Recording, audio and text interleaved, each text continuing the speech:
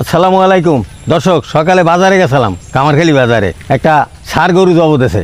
ষাঁড় গরুর 2 পিস গোস্ত আনছি, আজ আর কুটতে দিতে কই নেই, আমি যে কুটতে লম ষাঁড় গরুর গোস্ত দিয়া কাঁঠালের বিচি দিয়ে রানবো, হেভি মজা হইবে। এখন আমি বাসায় নিয়ে পিস করিয়া তারপরে কাঁঠালের বিচি দিয়া রান্না করবো। পিরি পিরি বৃষ্টি হইতে আছে, যদিও বর্ষার দিন, কিন্তু আজ যে পিরি পিরি বৃষ্টির ভিতরে এই ষাঁড়ের গোস্ত আর কাঁঠালের আড়ি দিয়ে যখন রানবো, সেই একটা মজা হইবে।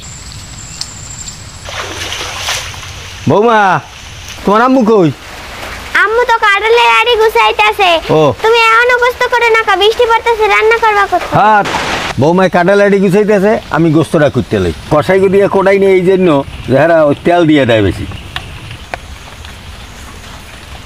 কাঁঠালের আড়ি দিয়ে অনেক মজা হবে পিরি পিরি বৃষ্টিতে। হ্যাঁ দাদা, এক গোস্ত কয় টাকা করে আনলা কইলা না তো? কই নেই, 750 টাকা। সস্তাই পাইছো। হ্যাঁ এটা দিয়ে সিনার মাংস দিছে, ভালোই তো হইছে। হ্যাঁ, গোস্তগুলো কোটা হয়ে গেছে, এখন ধুয়ে এলাম। কাঁঠাল আড়ি গোস্ত দেওয়া শেষ, এখন রান্না করব। রান্না করার জন্য চুলায় হাঁড়ি বসাই দিলাম। সোয়াবিন তেল,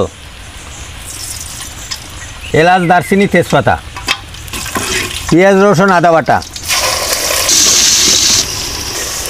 জিরা, ধনিয়া গুঁড়া, হলুদ মরিচের গুঁড়া, লবণ, কয়টা কাঁচামরিচ। মশলা কষানোর জন্য একটু ঝোল দিলাম।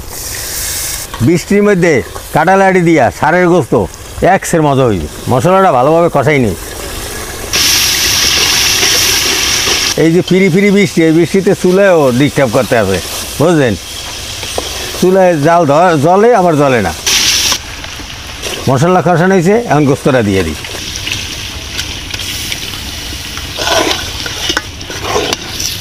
গরুর গোস্তের মতন কিন্তু কাঁঠাল আড়ি শক্ত, তো গোস্তটা একটু কষাইয়েই কাঁঠাল আড়ি দিয়ে দেব।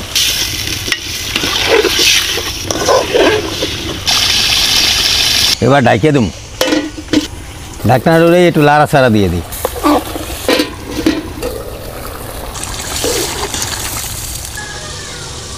মাংসটা কষানো হয়েছে, এখন কাঁঠাল আড়ি দিয়ে দেব।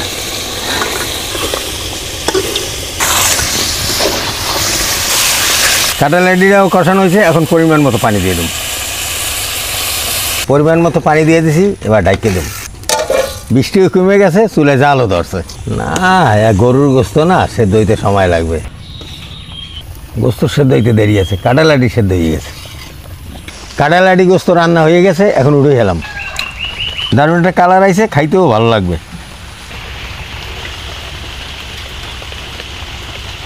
তুলে নরম হয়ে গেছে। বিসমিল্লাহ। দর্শক, পিরি পিরি বৃষ্টি কিন্তু হইতে আছে, আর এদিকে তো কাঁঠাল আড়ি দিয়ে গোস্ত রাঁধছি, তো ঠান্ডার ভিতরে খুব মজাই লাগতেছে, একদম নরম। আগামী দিন নতুন ভিডিওতে দেখা হবে।